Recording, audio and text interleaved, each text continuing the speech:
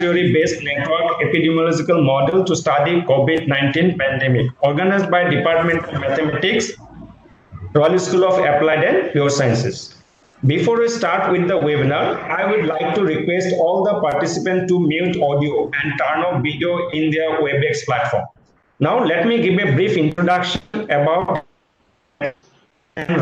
Global University. Mathematics part of Royal School of Applied and Pure Sciences was formed in July 2017 under Royal Global University, Guwahati. At present, the department is offering courses like BSc Mathematics, BSc Mathematics and Computing, MSc Mathematics, MSc Mathematics and Computing. The department has also started the PhD program from July 2018, and 6 research scholars carry out their research work in the department under Royal Global University. The department is blessed with 2 senior experienced faculty members along with 7 young, energetic and dedicated faculty members who leave no stone unturned to present the aspiring students the principles and concepts of mathematics. The Assam Royal Global University, situated at Guwahati, is a leading university of Northeast India committed to provide unparalleled education to render holistic development of the students. It caters to 27 schools offering 130 plus courses. The campus is secure, well-maintained and facilitated with state-of-the-art amenities. One of the strongest pillars of Royal Global University is its highly qualified and well-experienced intellectual capitals of 250 plus faculties, who also serve as the motivation catalyst for 5,000 plus students. Royal Global University strives for academic excellence through research-intensive and industry-oriented education, instilled with a strong sense of becoming a global citizen. Now, I would like to request Professor Dr. Anuradha Devi, Dean, Royal School of Applied and Pure Sciences, to give opening remarks and share the objective of this webinar. Ma'am.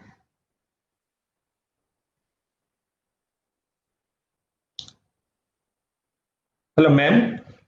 Am I audible, ma'am? Anuradha, ma'am? Oh, yeah, I'm audible. Thank you, Kamal. And good morning to all the participants participating in this webinar.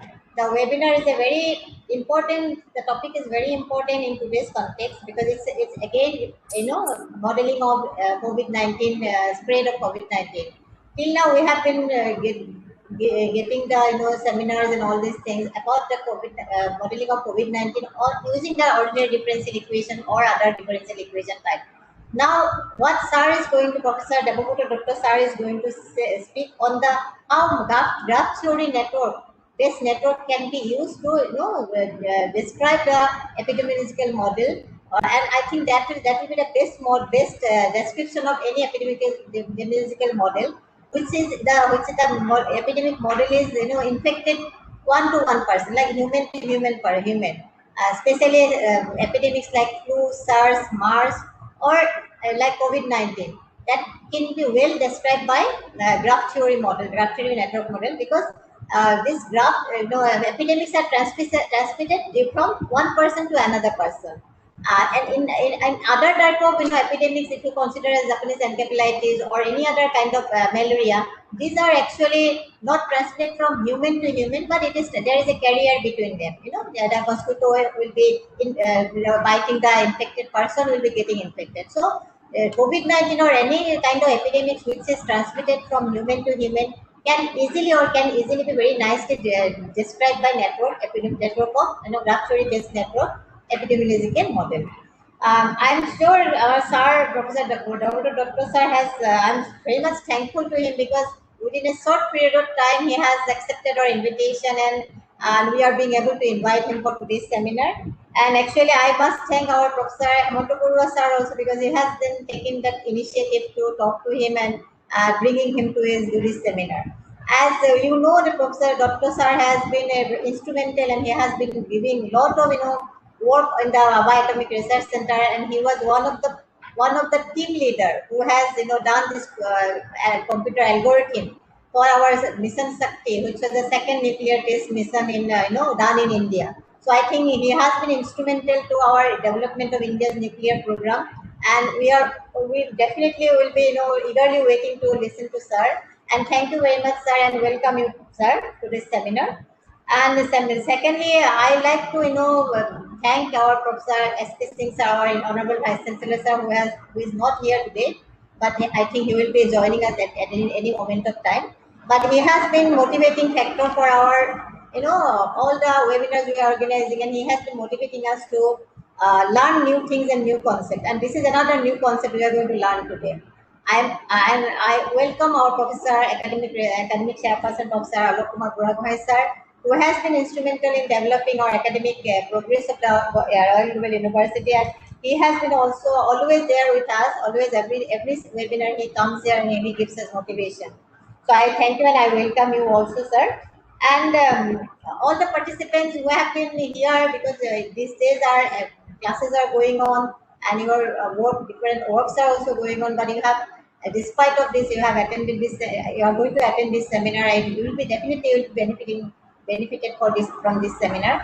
I welcome all of you, and with this, I'm sure you will be getting a lot of new concepts and new ideas from SAR's seminar, and maybe we can implement these things in our research, your research work, or you can think about doing something new in your own research work. Thank you very much, and I welcome you all. Welcome you on behalf of the Department of Mathematics as well as on behalf of Royal School of Applied and Pure Sciences and Royal Global University. Thank you very much, and thank you all for presenting in this webinar. Thank you, and I'm handing over to Kamal to just start the seminar. Thank you. Up tells his daughter. Up stop Bonnie, Saka. Eda, present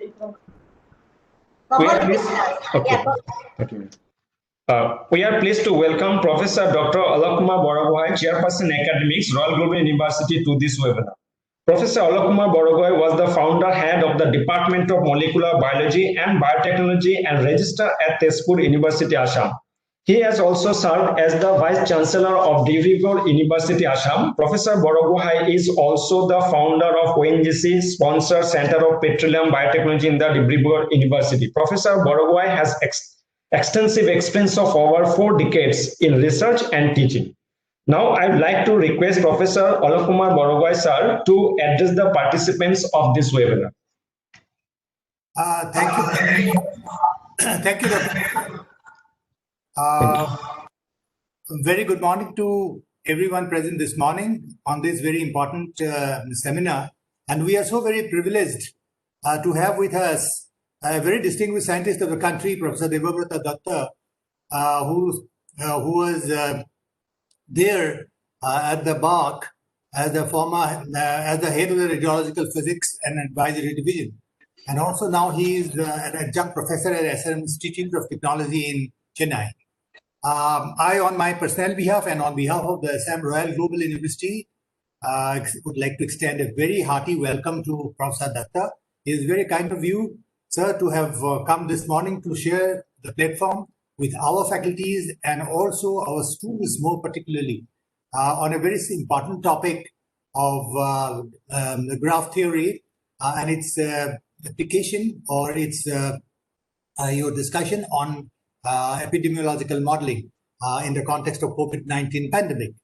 I should not take much time because everybody is waiting for your topic, your lecture.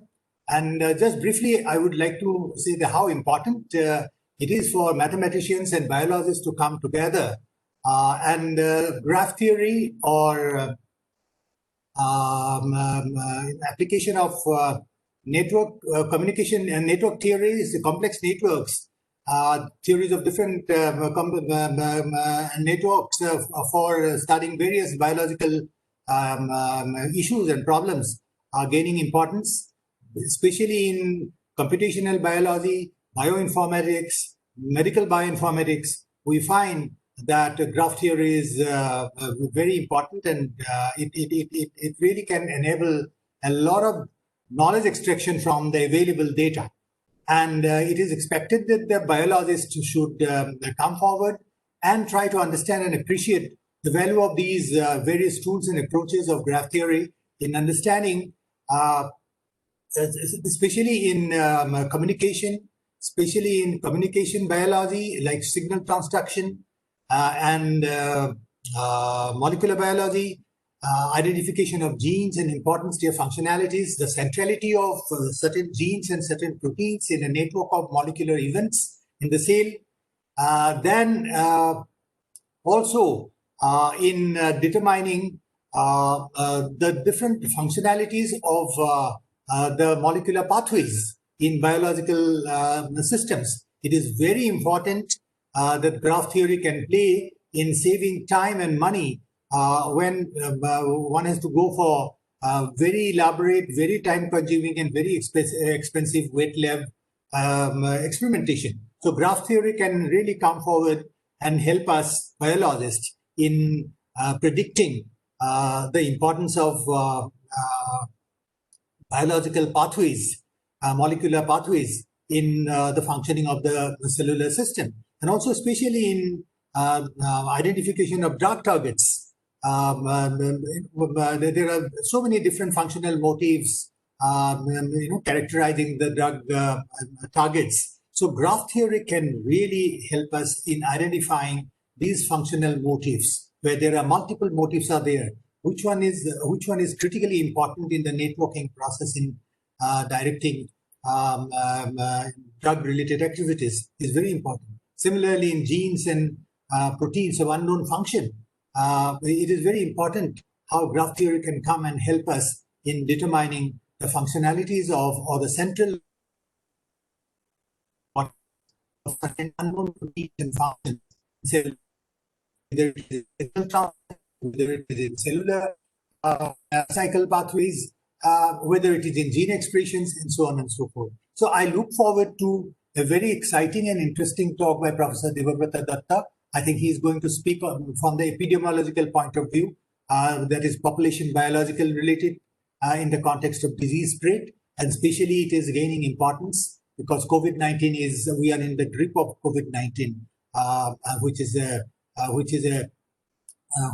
an event of great significance and importance in today's scenario. So once again I welcome Professor Debabrata Datta, and I thank Professor Hemanta Barua for taking the initiative, and also Professor Anuradha Devi for giving me the opportunity to speak this morning on the occasion.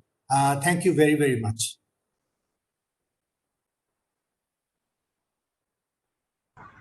You have to unmute, Kamal.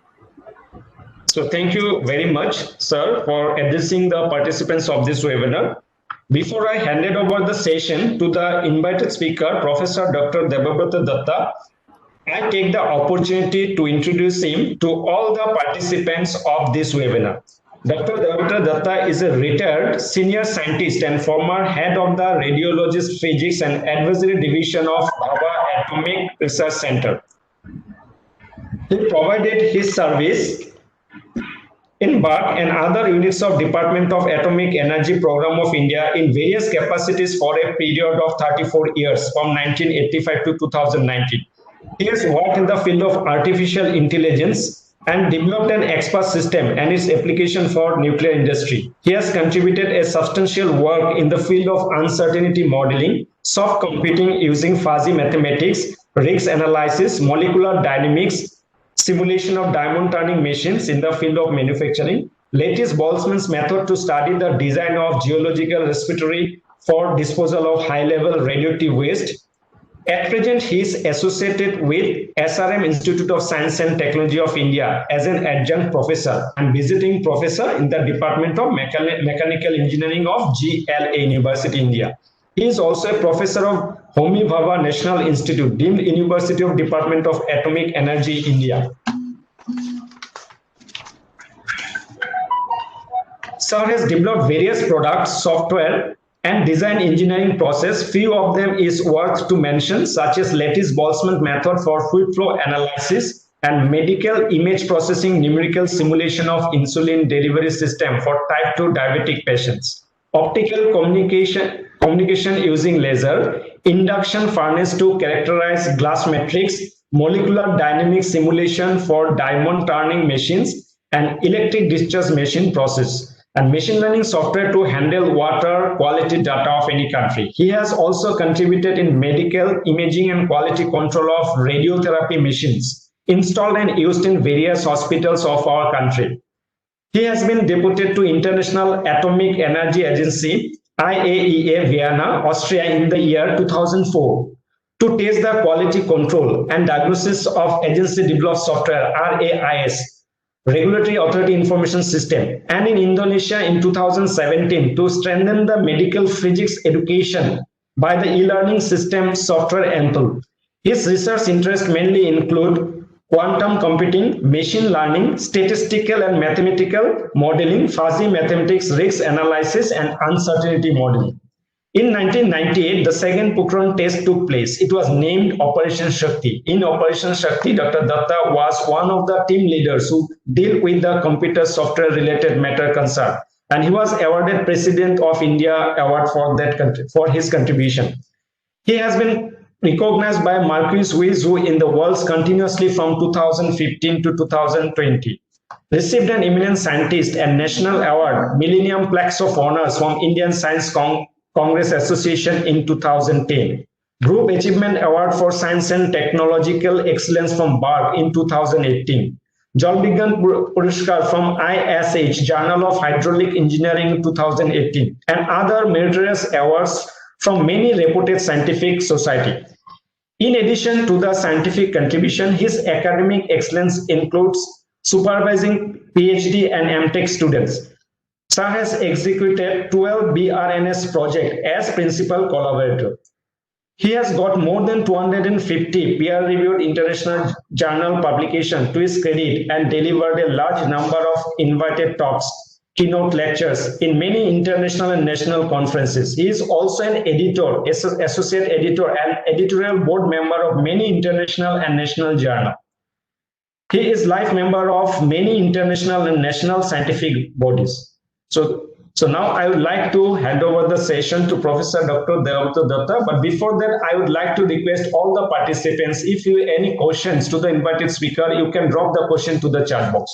Besides this, you are also requested to rename the system the way you have registered for this webinar so that you should get the correct certificate. So now I would like to hand over the session to Professor Dr. Debabrata Datta.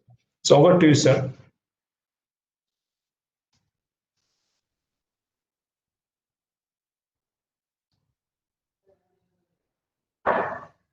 Am I audible, sir?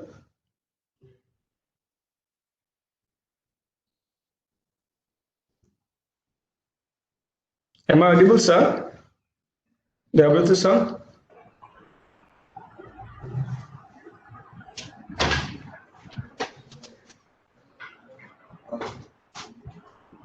Sir, am I audible?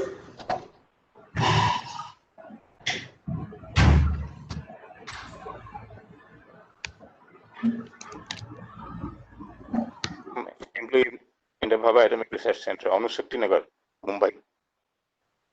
And then for the researchers, the teachers, I would like to mention one thing.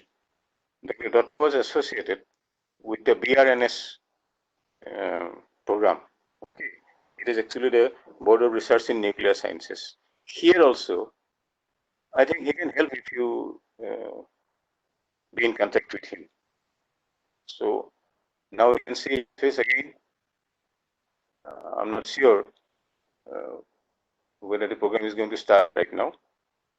And in speciality, actually, I'd like you all to remember him for the Pokhran 2 Shakti matter in 1998.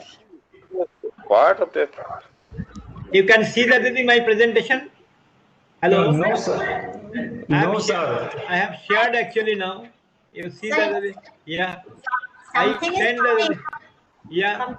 Something is coming, but not properly, sir. Is it coming now? See that way? It is. Is it okay now?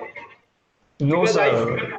I send that one. It will take some time because a lot of videos are there, so it is giving that the error. So. Sir, let us wait for some time. Yeah.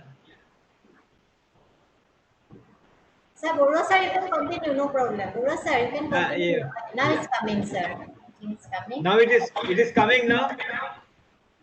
No, sir. That those who enter into the MTech program there ultimately get absorbed in the BARC, and therefore if the final BTech students try to go there, Dr. might give some idea how to apply it, because people may not be knowing about this program. Talking about the MTech program. For the BRNS, the teachers here of the university may actually apply. There are people from physics, chemistry, mathematics, zoology, botany in particular to be and principal investigators there, a program, and then the funding is given by the Department of Atomic Energy, Government of India. And here also, I think Dr. Datta would be able to help, although he is retired by now. But he was there, associated with the BRNS for many years. In fact, I know him since 2007, which refers to the BRNS only. That's how I came to his contact. Well, I don't have much to say. Let us wait when this trouble ends, and ultimately we'll be able to listen to his talk.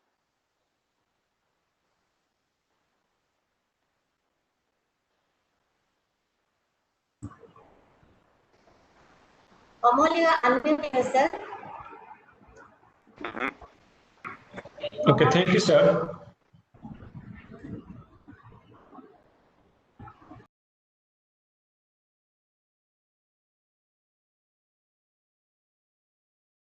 And myself and Dr. Navalakshi Datta attended one workshop in Fuzzy Logic and its application in BHU, IIT BHU, 2-3 years back. And Professor Dr. Sir, I just remember now that he was one of the leading speaker, and he had given few lectures, and which was very mesmerizing. I mean, his talk actually we had interacted in a very simple way. So that's what I can say about him, and I hope that everything will be all right. Let me start. I would like to thank the organizing team for arranging this kind of important topic. And all credit goes to the Professor Hemanta Badua, who only just telephoned me, can we give a talk on that? Then I thought that, okay, let me try that. So the title is the development of graph theory-based network epidemiological model to study the COVID-19 pandemic. So mostly I will stress upon the graph theory and how graph theory can be applied in an epidemiological modeling. So these are the topics generally I have covered here. Definition of graph, types of graph and representation, planar graphs, and then information COVID-19, though everybody knows, but I will try to maintain this one. Then network model as virus graph, connectivity, shortest path with algorithm, forecasting technique with the results, and some conclusions. Okay. Now generally that when you go for the new topic, we should know that why we are trying to apply. So that in general we call it the motivation. If you look at that, any natural or a man-made system involves the interconnections between its constituents, thus forming a network. This network we can call it as a graph. So graph rise basically that graph arise naturally when trying to model organizational structures in social sciences. Then it has been noted that a graph which is static in nature is not suitable for social phenomena whose changes with time are natural. So therefore, it will introduce a graph differential equation. So basically that graph differential equation is a new topic which is called the dynamic graph. So then finally the graph differential equation is converted into a matrix differential equation for its solution, and then from that matrix solution we construct an adjacency matrix, and that adjacency matrix will talk about the stability of the complex systems. Okay, so now if we go for that, it is a graph differential equation is basically you know that the graph differential equation basically denoted as a d prime, which is a graph differential equation. The function I am representing the g, and suppose this g can be written as a product of the two graphs. One is c, another is the d. So c may be a graph having constant weights. So therefore graph differential equation we can simply substitute the value of g as a cd. So d prime equal to c into d. Now always a differential equation solved by initial condition, and then initial condition I am adapting here, and from there we will get some eigenvalue type of equation, and from that eigenvalue equation, which is a matrix differential equation, we will be able to solve the corresponding solution. So that is the basic job of a graph differential equation. Now, if you look at that, then what we'll do, idea is that the epidemiology of infections disease. Now, before going to that further, we try to go further. What is the epidemiology of infectious disease? Infectious diseases like SARS-CoV-2, nCoV, infectious diseases are modeled by epidemiology. Traditional epidemiology models we already came to know. SIR. I will explain that what is SIR, SIRD, ACIRD, and they are available and can be tuned for our societal needs. All the epidemiological models can be interpreted as a graph. So that is the first point to note down why graph theory is applicable. All your epidemiological models can be interpreted as a graph, and graph differential equation therefore can be easily applied, and corresponding matrix differentiation can be developed. So therefore, an infectious disease spreads. We know why it is infectious, because it spreads due to virus. And this virus for this current situation is the coronavirus. And this kind of model, if I have to represent it as a graph theory, then I will convert it as a predator-prey model, which is nothing but the very famous Lotka-Volterra equation. So predator-prey model will be taken as a graph. Now see that the epidemiology of infectious disease may be that there are two types of infection. One is acute, another is the chronic infectious disease. If it is acute, why it is acute? Because it stays for a short period, that is either days or weeks, like influenza, chickenpox, etc. And if it is a chronic, then it stays for a larger period or for a long time, either month or year. For example, hepatitis. So in our domain, this also can be called as a chronic infectious disease. Now, what are the dependable factors of any infectious disease? For any infectious disease, we have the following four dependable factors. One is susceptible population, infective population, immune class, and the mode of transmission. These four factors will govern you the total system. So therefore, before further proceeding, we should know what is epidemiology, because when you try to develop some new things, we should know fundamentals very much. So here the fundamental concept is epidemiology. So what is epidemiology? It is a study of how disease is distributed in the population and the factors what influence or determine this distribution. So we can say epidemiology is the study of the distribution and determines of the health related states or events. As a dictionary of epidemiology, as per that. Excuse me, sir, your slide is not moving. Slide is not moving. Is it No. moving now? Is it No, moving now? No, it's a motivation only. That slide only is coming. Oh, that slide only. Oh, Okay. Oh, now just see that. Is it moving now? No, sir. No. No. Check that it is moving now. No, Is sir. it moving? No. No. It's a very problem. Yeah, you make it a full screen, Kamal, if you can. Yeah. Control L if try, so the full screen will be there. Yeah. Yes. Okay. So go to that graph differential equation. So from there only we'll start. You can Graph move to differential. you can move to the previous slide. It's not coming, Kamal. It's topic covered. Is still there, topic covered. Which one? Graph differential equation? No? Yeah. Fix Yeah, it here. is that So okay. Okay. So now what we are talking about, we have to discuss the graph differential equation. That means for any kind of system we can describe as a graph, and this graph can be taken as a graph differential equation. So the graph differential equation I have already mentioned, which is your d prime equal to g of td, and then gtd can be taken as a graph, product of the two graphs, c and d. So c is a graph and d is also another graph. Okay. So if we substitute the value of g as a cd, I can convert it the d prime equal to c into d. So therefore, initial value problem. So I can replace that the d prime initial condition is t0 equal to d0, and then finally we can solve the equation in the form of a matrix, and that kind of matrix is called as a adjacency matrix. Okay, so next slide. Next slide. You can bring to the next slide. Okay, so now since I have to apply for this epidemiology of infectious disease, so let me talk about what are the infectious diseases. Infectious disease, we are given an example, SARS-CoV-2, nCoV. Then these diseases are modeled by epidemiology.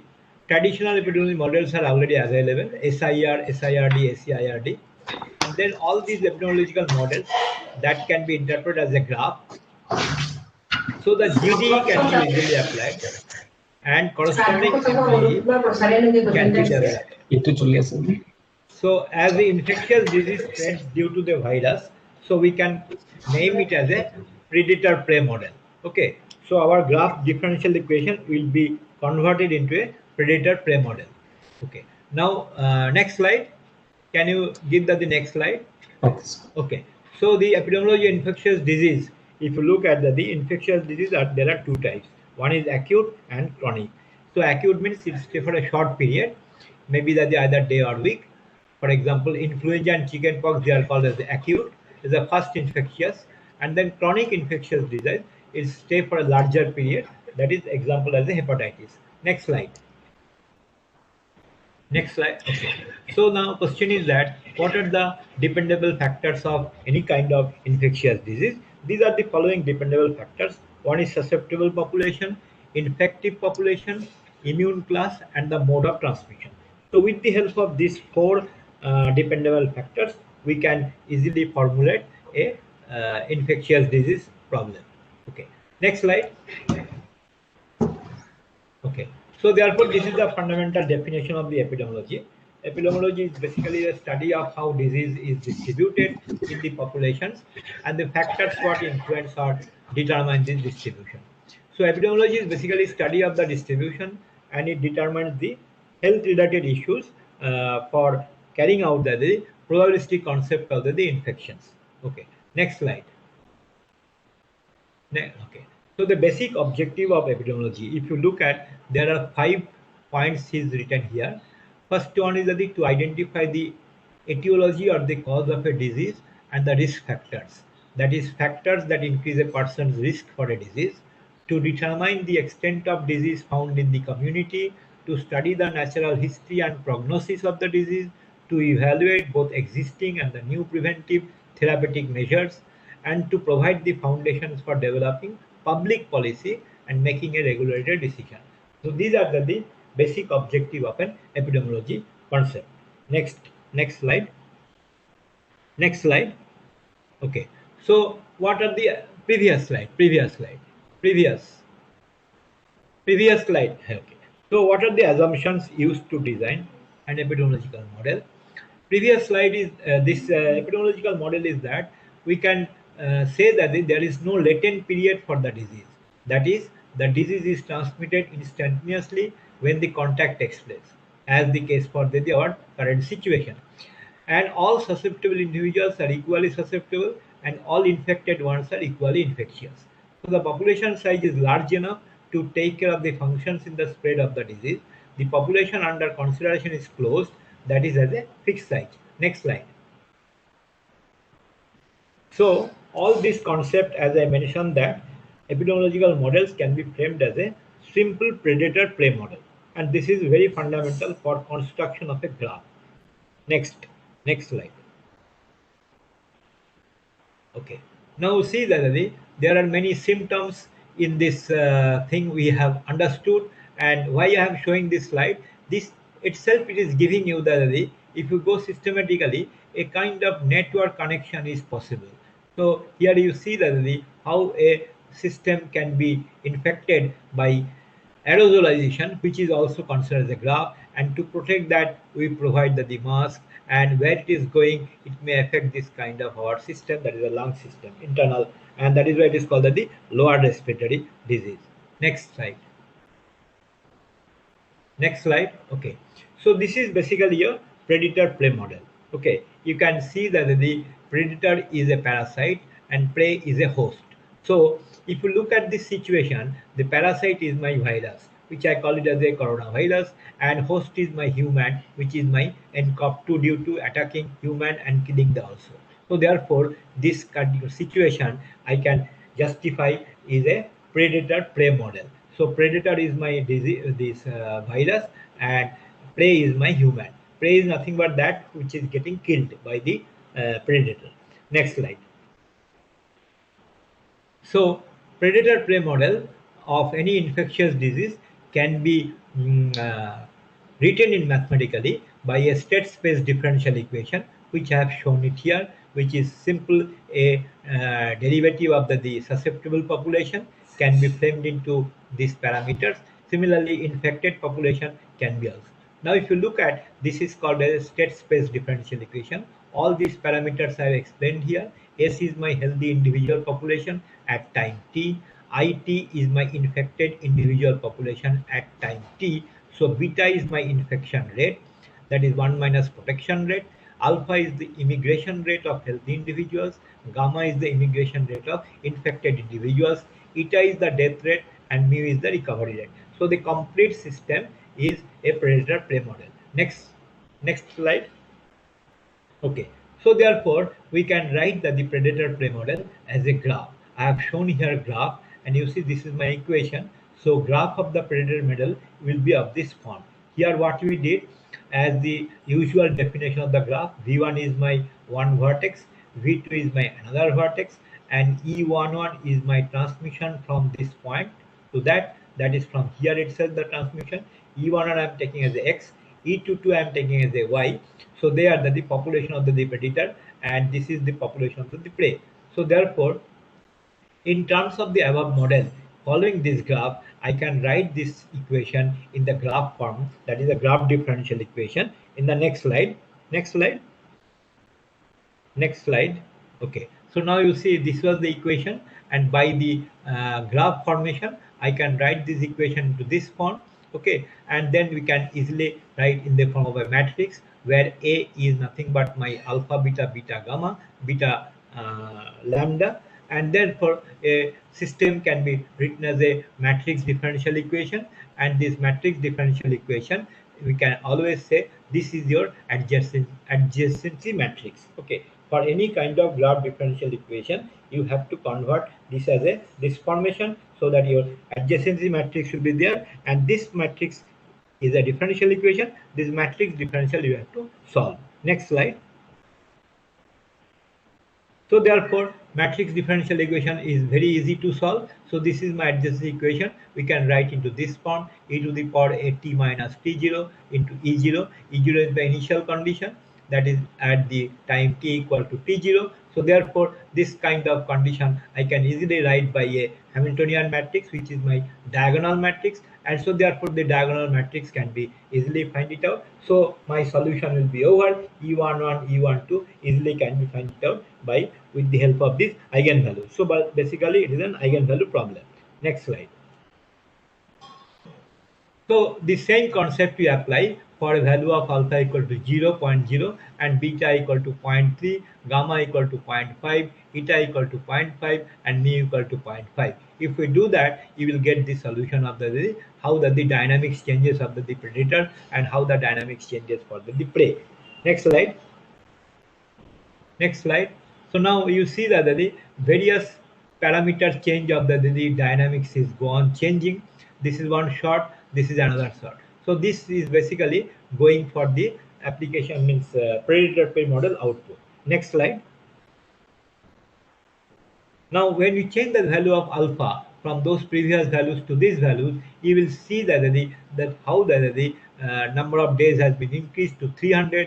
In this particular C, we are seeing that the immigration rate leads to the instability. Eigenvalues of the system are changed. So therefore, changing those parameters, predator-prey model as a graph, if we take, it will change your phase space. We call it as a phase space. We will come back to the next slide. Next slide. So now you see that how it is changing your dynamic. Here what happened, the number of days has been increased to 3000. We see that there are some fluctuation in the dynamics before the steady state reached. So eigenvalue systems are again this 0.0 and minus 0.1128. Next slide. So now here you see that the phase space has changed. Okay, so this is the phase space plot. That means variation of the predator and prey. So this plot of the dynamic shows that the system is convergence of the system that is steady state. So all the time you will see that we are turning. So if what we are trying to interpret, if this phase plot, this kind of system is not coming, so automatically we can say that the peak is never coming, so it takes a long time. That you can see to the next some of the after some slides. Next slide. So we understood that the predator prey model can be considered as an infectious disease spread, and it can be represented as a graph. So summary wise, we can say that it is a new infectious disease. Most common death cause due to this infectious disease. It needs for understanding the spread of the dynamics. Two features have equal importance. Maybe the disease agent, that is the transmissibility, and the social structure. So therefore, new disease could either take off or die out. So this disease is measured by a very important parameter that is called the basic reproduction number. If it is greater than 1, then disease becomes endemic. Okay, and if what is that R0? I will explain next time. This is the average number of new infections caused by an infected during the initial phase.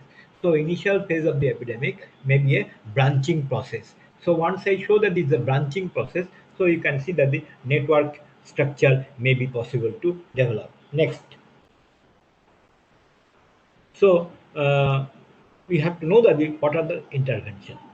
Intervention is a control measure, that is the target to stop to reduce the spreading, and how we have to reduce the R below 1.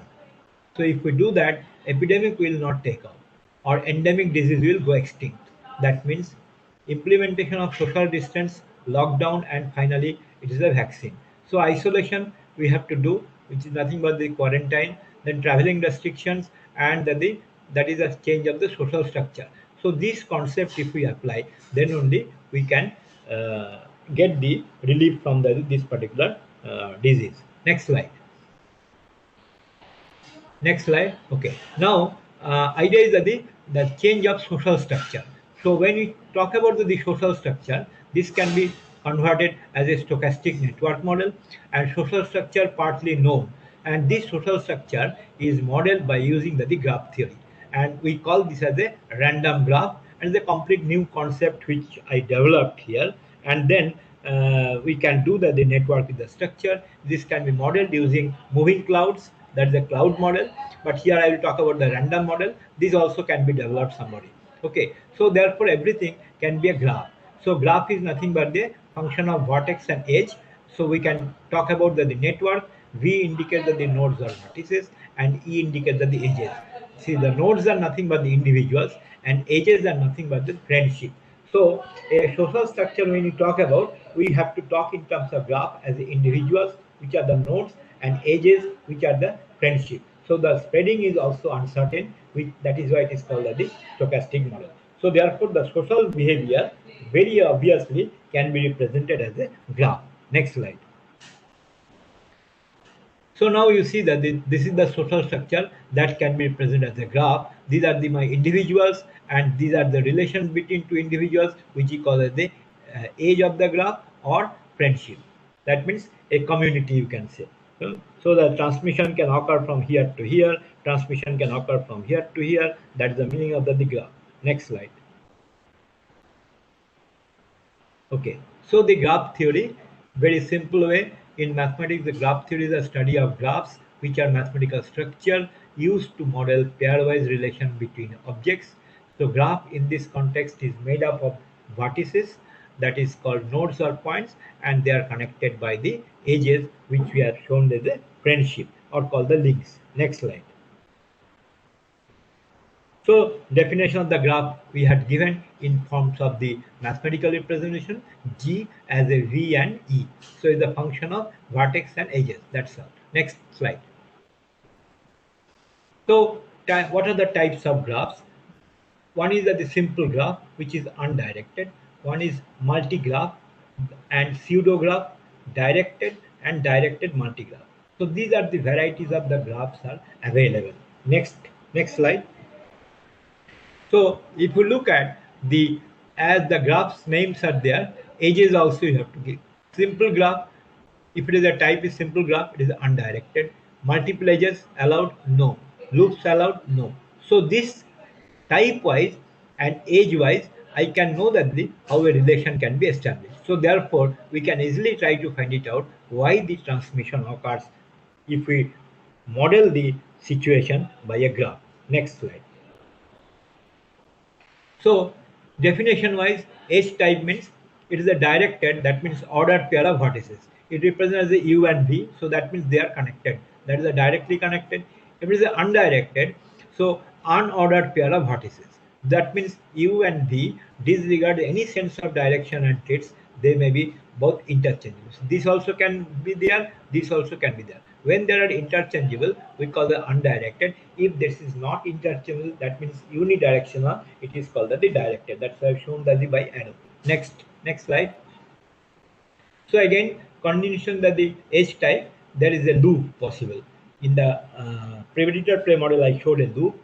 A loop is what? A loop is an edge whose endpoints are equal. That means this is an edge joining a vertex to itself. That is called a loop. So there are multiple edges possible, 2 or more edges joining the same pair of vertices. So these are the fundamental definitions for a graph to be carried out. Next slide. So now again, if you see that it is a simple undirected graph. Representation by this UVW. So that means if it is a undirected, that means U can be take the position of W, W can be take the position of V. So all these things are the set. So therefore we can show as a set that vertex is the set of UVW and edges maybe that the set of UV, maybe that the VW, maybe that the UW. So when you talk about the simple undirected graph, this concept one has to remember in the mind for further construction. Next. So again, if you go for the multi-graph, it consists of set of vertices V, set of edges E, and a function from E to this particular set. Okay, so here I am showing you a representation example how that the graphs are connected, and each and every concept is attached to your COVID-19 model. You will see that very after few slides. So therefore, representation of the multi-graph can be done by this V and A. Whenever you do a graph, you have to consider the vertex, you have to take the set of the edges, and then you have to establish the relation depending on the physical laws. Next. So this kind of concept we call as the pseudograph, and pseudograph means that we may have the vertex as a UVW set, and then edges are your E1, E2, E3, E4 like that. Because why it is pseudo? Because this particular thing can be done itself. So therefore we can think about a loops available, and when there is a loop available, we can call it as a pseudograph. Okay, in a pseudograph, you have this as usual like undirected or simple directed graph, but in addition to that, you may have a loop also. Next slide.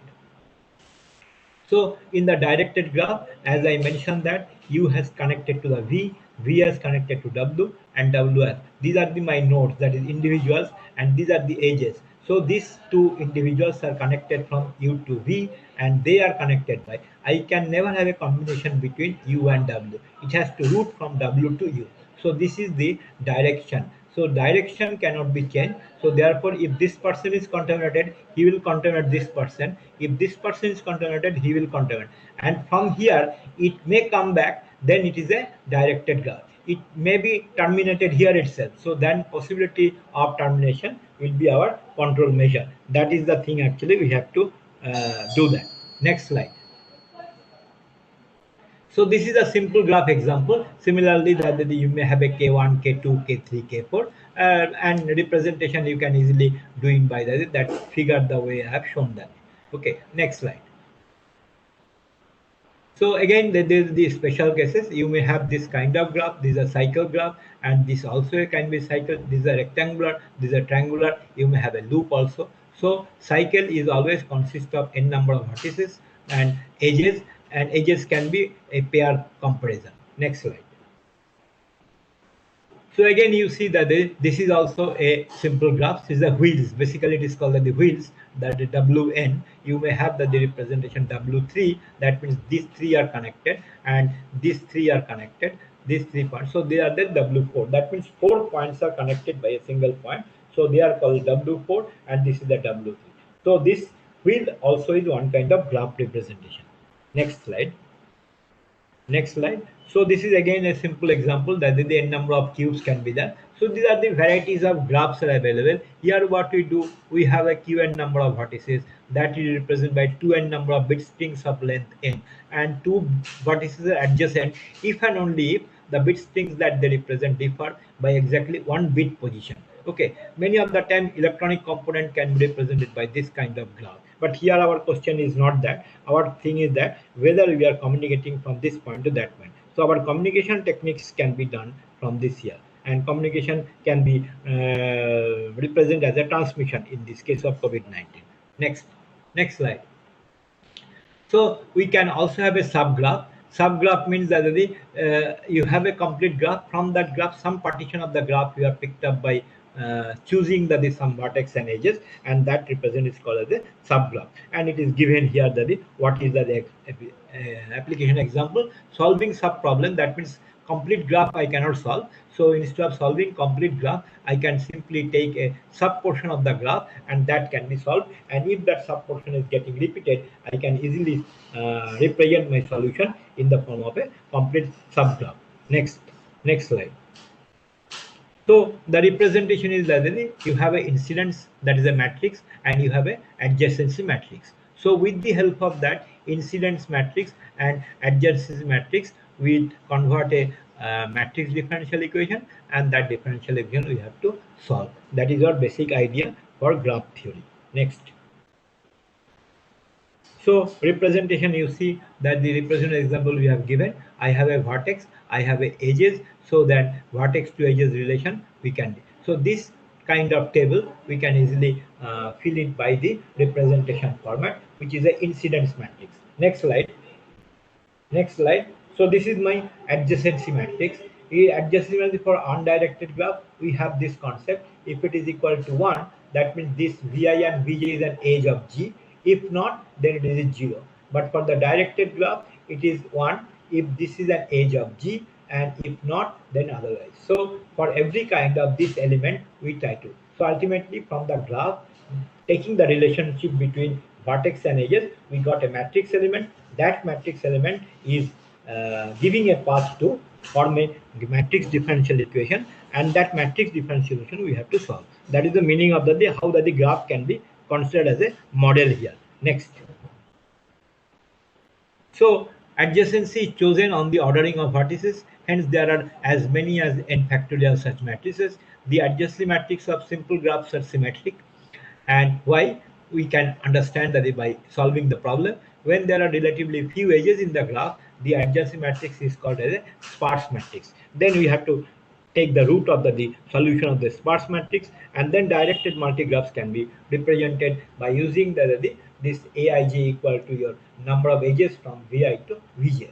So this kind of representation for an adjacency matrix we have to follow for solution of the system. Next. So now we have a different types of graph which is called the partite graphs, and this is very important. Partite graph is what?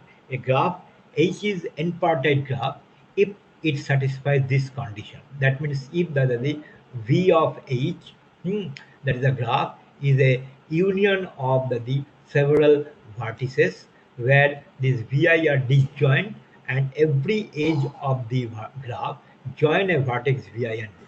So therefore, if n equal to 2, graph is a bipartite. If n equal to 3, graph is a tripartite. If it is a 4, graph is four-partite. And this partite graphs has got a lot of contribution in this model, which I am going to show. Next slide. Next slide.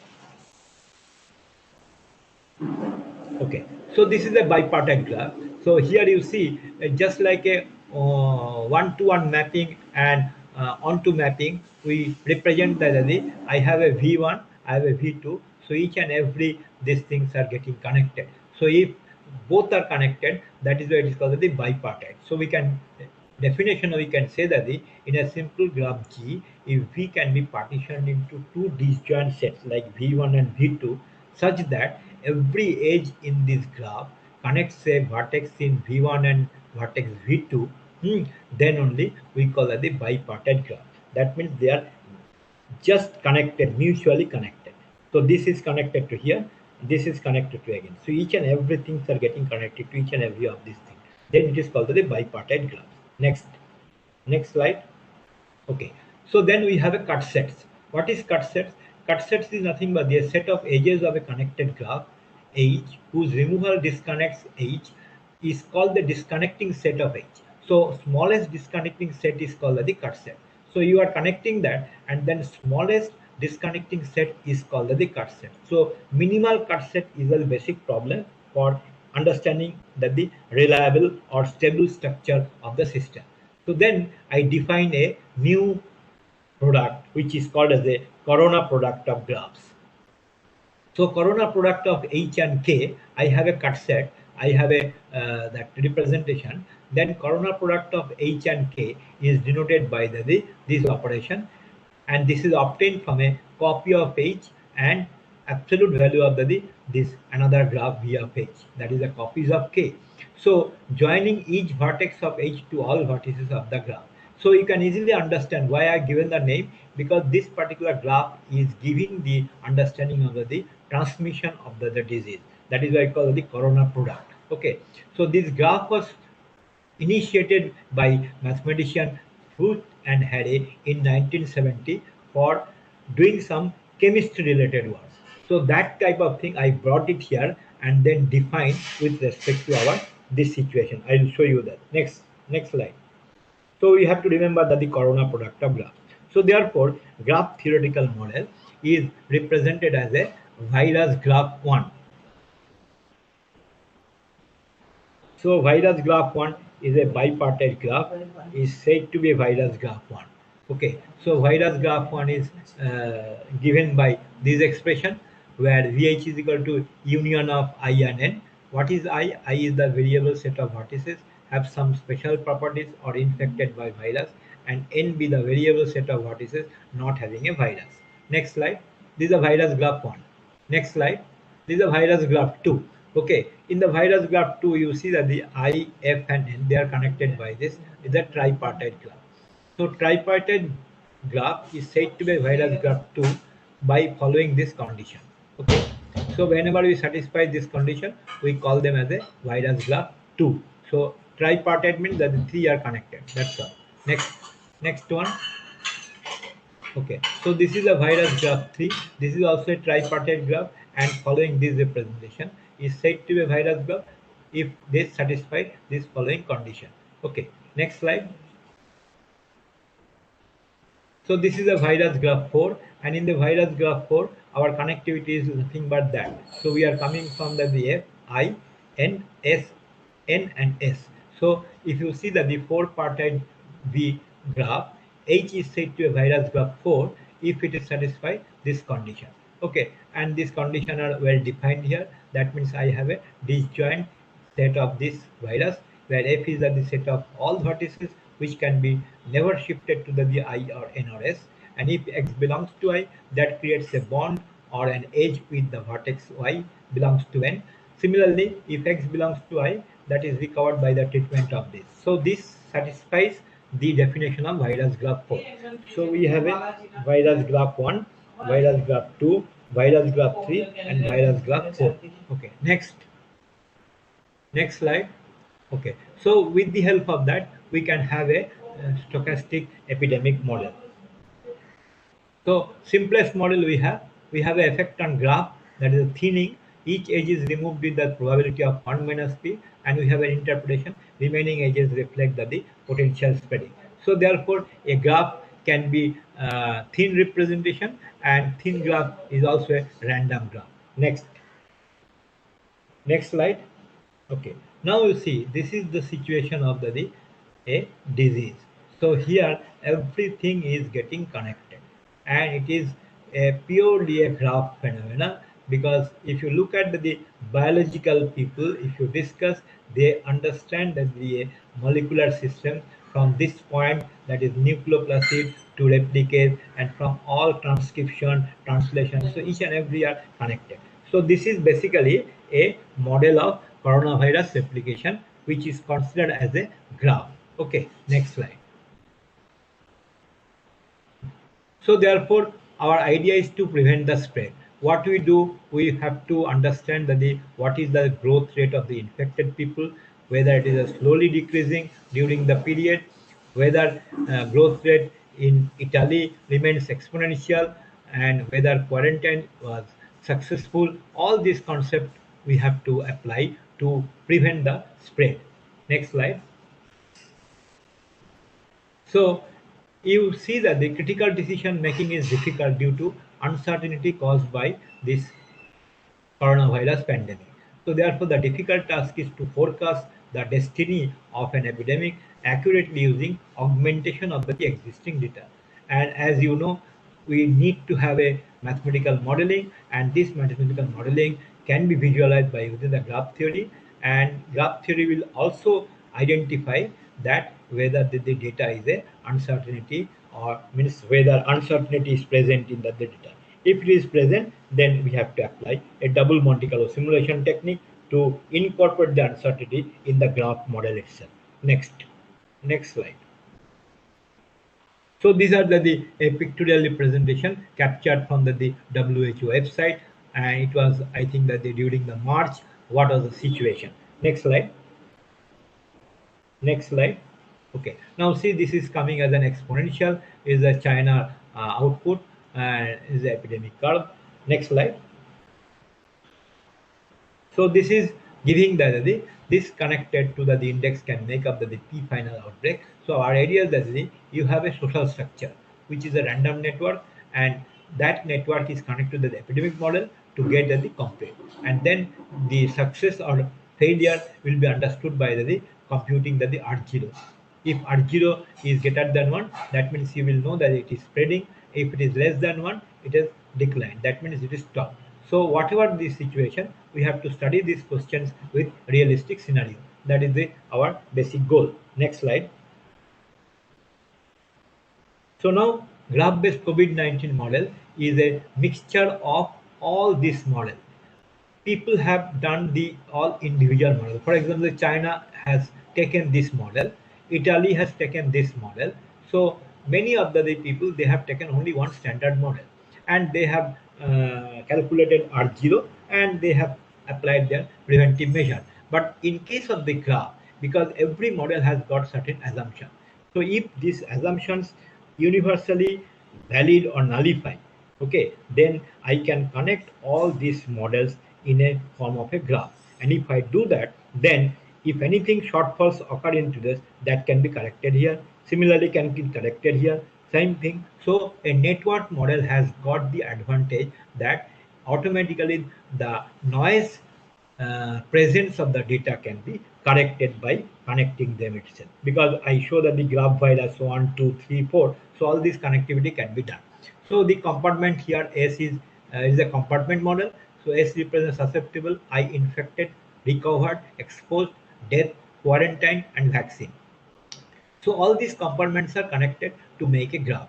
So therefore, so graph theory network model is nothing but the connectivity of all the models. So one needs to study all the models, and as you know, as you go higher and higher, your compartment increase. So definitely your graph gets solid, and then you can define either as a virus graph 2, 3, or 4. And depending on that, your outcome will be calculated R0, and you'll get the very good result if you connect all the models. Next slide.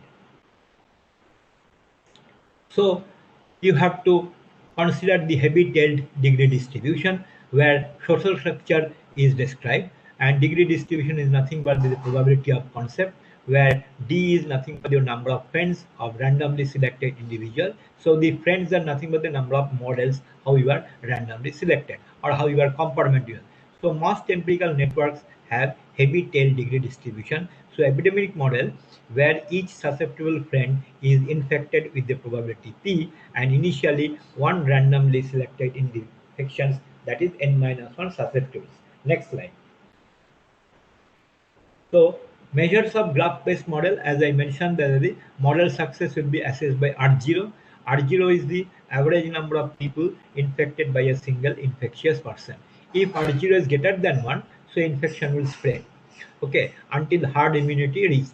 And if R0 is less than 1, infection will die out without infecting a large proportion of susceptible population. So our control measure is to know that what is R0 at present today, or maybe that the past what was the R0. Next one.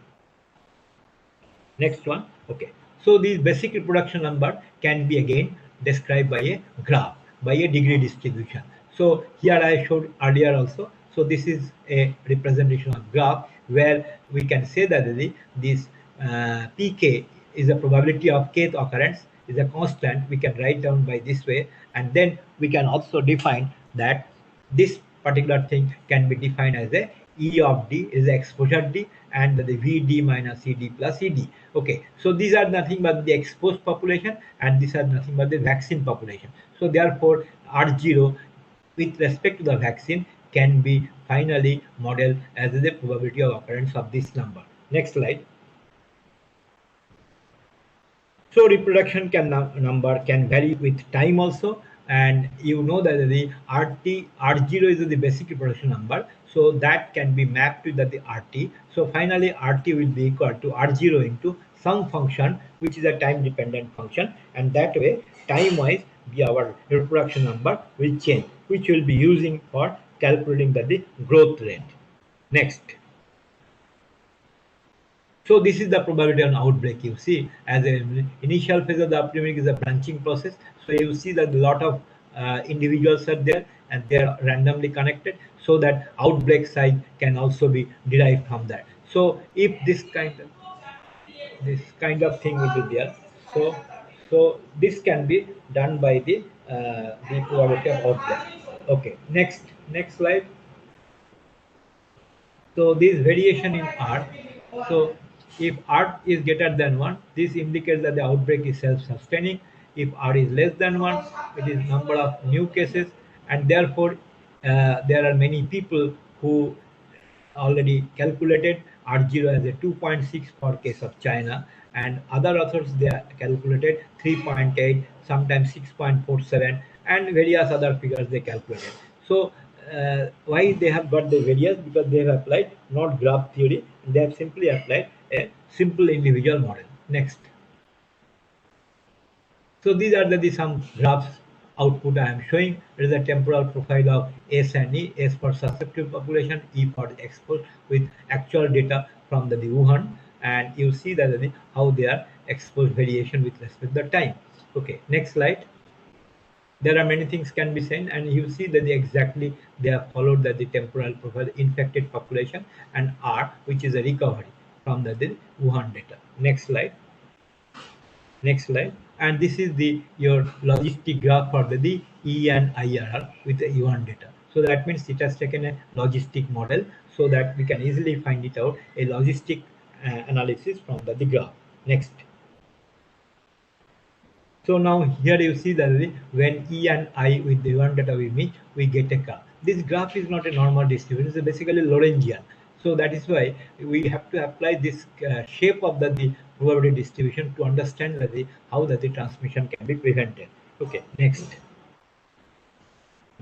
So these are the exponential rising model. As I was mentioning that the R is a time dependent, which is R0 into e to the power gamma t, where gamma is called as a recovery rate.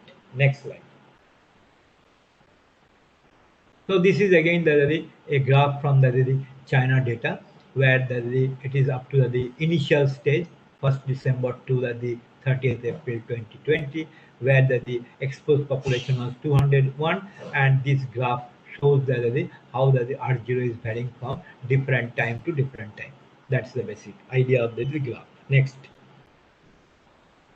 So then computation of R0 is essential, and R0 can be computed by attack rate, next generation matrix method, maximum likelihood method, and Bayesian regression. And we can always take the large next generation matrix method, which is nothing but the largest eigenvalue of product of matrices, where you can find it out the F and V inverse, and then from that matrix FV inverse you calculate the eigenvalue. If the largest eigenvalue, that will be your R0. So R0 can be calculated by various techniques, and people have adopted this next generation matrix method for calculating the R0. Next.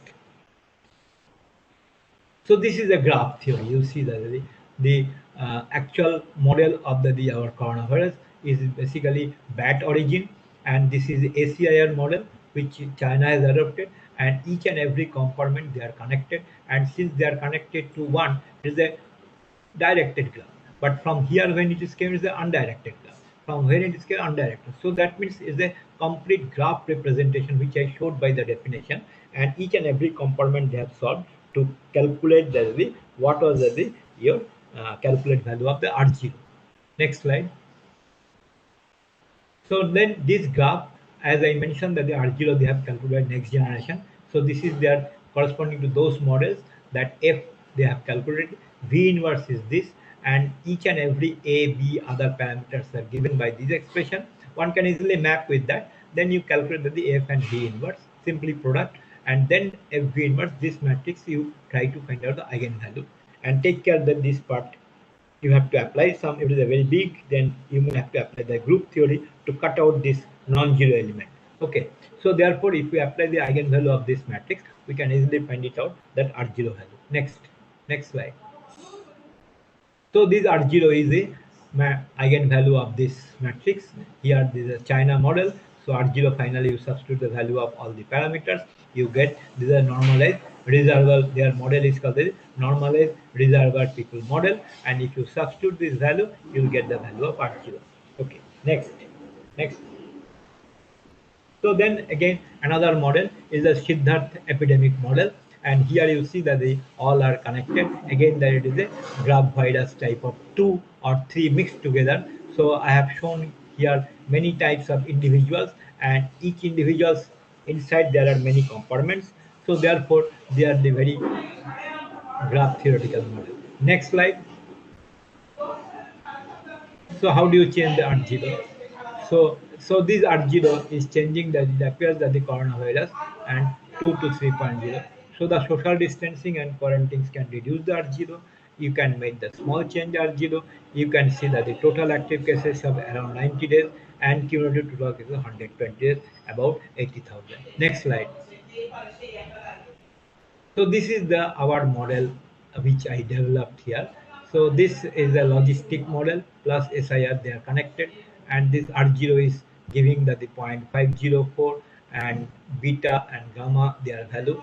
Idea is that so that you can get your daily new cases, you can calculate the growth rate value. So now you see that the R and R0 there is a difference. Okay, so that means as the time proceeds, you calculate the value of R. These are China data I have done and collected actual China data, and this model is developed. Next slide. Okay, so these are the various other parameters from the model came, and here you see that the epidemic size I mentioned, epidemic rate, and acceleration phase, turning day, which day it got turned, total growth. So all these parameters can be easily computed from the graph model. Once you compute this, automatically it comes from that. Next. So this is again the outbreak of the various data it gave, and here are some statistics it gives, and you see that the p-value is very highly significant, so that gives the satisfaction that this output is really varying, and end of epidemic, all these things. Next slide. So this outcome is this one. This is for our India data, where R is 1.107, R0 is 1.40, beta, gamma, all these values, and they are connected by this one logistic and SIR model, both together connected by graph theory. Next. So these are again the similar kind of output we can go for our India data, and outbreak was 1st March, acceleration took place 19th April, turning point it took 12th May, and then end of epidemic will be 3rd October, and if there is one case, it will be 25 October. Ultimately, we'll come back to the November if this model agrees. Okay, next data. So this is the graph model which I developed. I took it my name. So these are my data-driven model, and this model I again graphed with a complete one total model, which is a protected, susceptible, exposed. Each and every compartment has got a lot of connectivity, lot of differential equation, and all these differential equation solved by using the graph differential equation, and finally corresponding matrix differential equation. This is the model which I tried to produce and predicted that outcome which I showed here. Next. So these are the growth that I calculated. It's a virus graph, and variable graph is said to be a virus graph. That definition I already given, and we took it from graph virus 1, 2 up to 4, and growth rate of any virus graph is the rate of increase of active elements minus the rate of increase of the passive elements. So this is the definition of the growth rate. Next slide. So that there are many types of growth is there. It may have a 1-1 growth, you may have a 1-2p growth, and if you do that, you have exactly a structure like a corona. So that is why I call it as a coronavirus. Next slide. Next slide.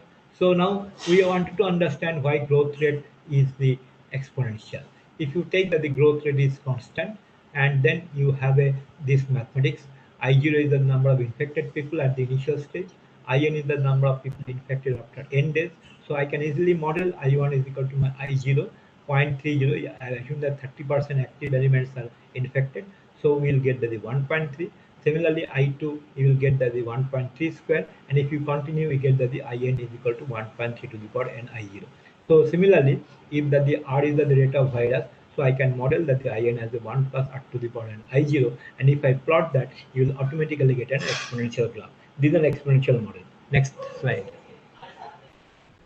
So here you see that if the growth rate is not constant, then again I2 I can model it by this, IN I can model by this. So therefore IN I can develop into this. So therefore IN is nothing but my infected people is exponential. So growth rate is always exponential because of this mathematical structure, the simple derivation. Next slide.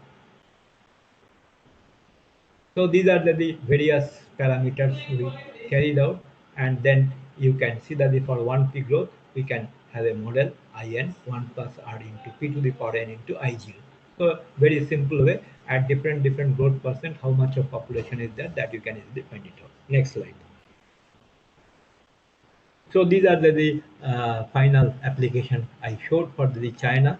I have already explained previously the different model. Now with respect to this concept, for the up to 5th July, I showed this graph. Next, these are the epidemic trend of coronavirus out of China. And next slide. So this is the growth rate. Next one. Next one. This is the our model which I called as the SCIQ RDP, and they are the parameters are shown in here. Next slide. Next slide. And these are the Brazil, same expression. Next slide. So these are the epidemic trend of the outbreak growth factor. Next one. This is the Brazil, how that it is changing as up to that 5th July. As a confirmed fitted, so you can see that my model is fitted. Next slide. So this is the actual Russia factor is very oscillating. Next slide. So this is our Russia graph, how they have growth takes place. Next one. So these are the growth factor of the Russia. Next one. So this is an exponential for our India. Still it is rising. Next one.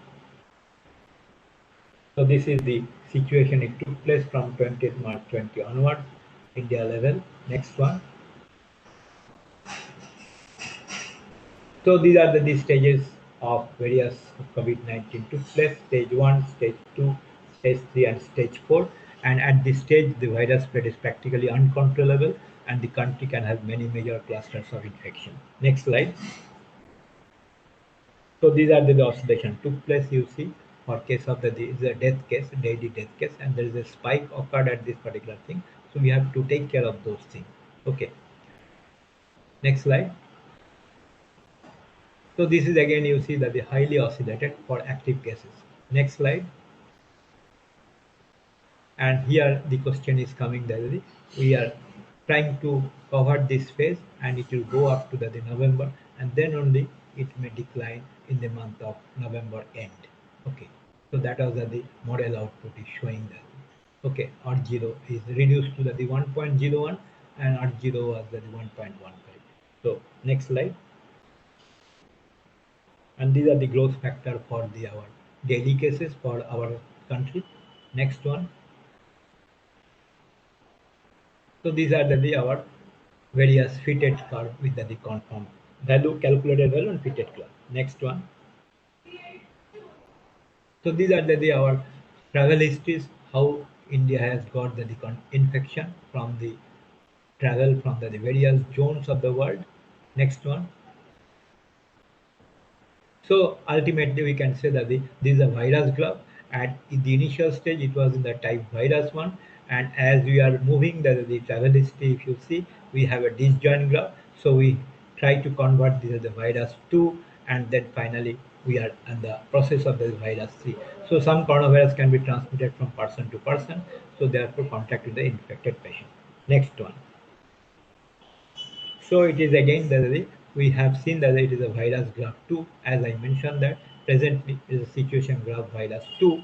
It may have that after some time graph virus 3. And finally when you come back to graph virus 2, we will be having end of the situation. Next one.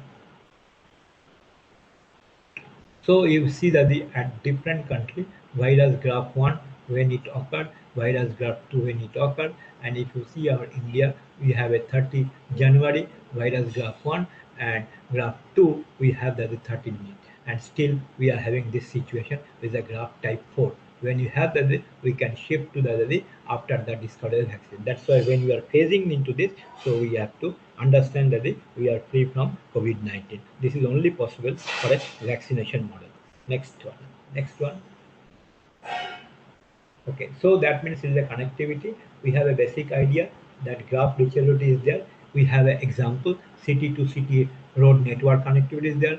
There are some problems. Efficient planning routes for the data delivery in the internet should be carried out. Next one. So the connectivity, there are some separate paths is there. So as a graph, we have to represent those paths, and this path should be properly terminated by taking some lockdown measure or any other thing. So that it will be represented as our closure property of this one. Next one is the connectivity path, nothing else. So these connectedness can be done. You can connect the different way, the way it is represent the situation. You have to map it and then connect it. Next one. So these are directed graph, as I already mentioned. We can skip this slide. Next one.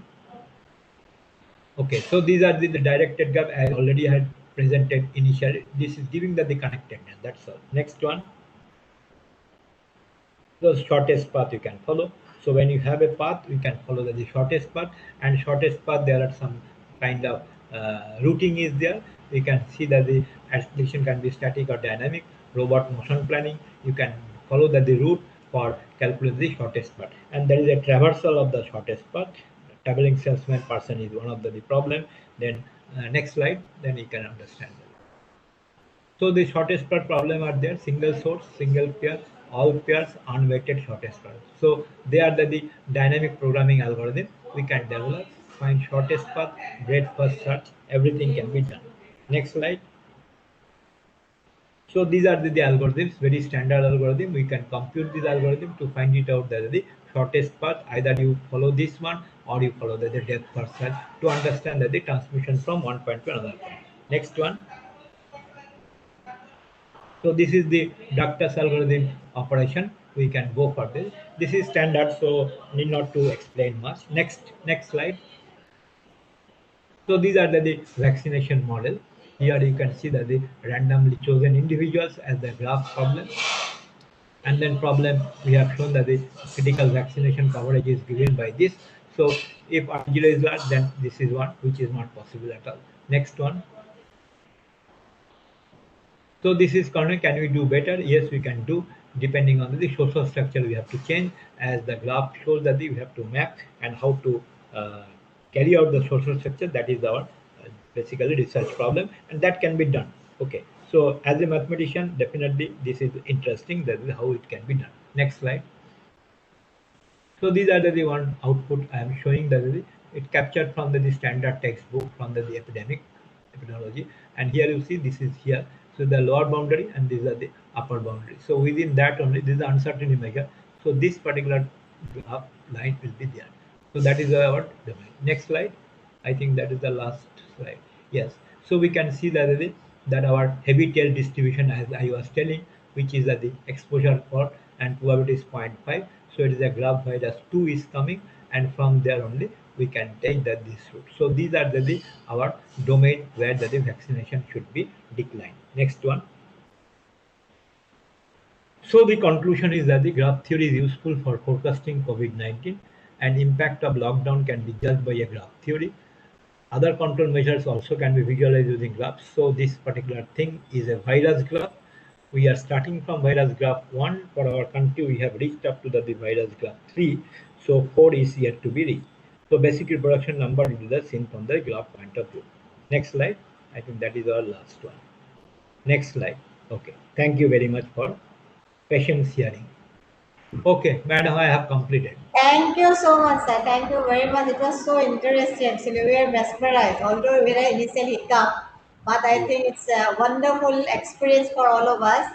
It was really, really, really nice. Thank you so much, sir. I have nothing much to say. But I just want to ask you, sir, are we in the stage 3 or stage 4 India? We are in the stage 3. We are in the stage 3. Okay, sir. So we have long way to go, I think. Long way to go. Yes. Yes, sir. Thank you. So now I hand over to Kamal. Okay. Thank you very much, sir, for addressing the topic. Certainly, all the participants have been enriched from your deliberation today. So, sir, during your presentation, we received a good number of questions, but due to shortage of time, we'll take only few questions. So, very happy if you'll address those questions. So, let me take the first question. Am I audible, sir? Yeah.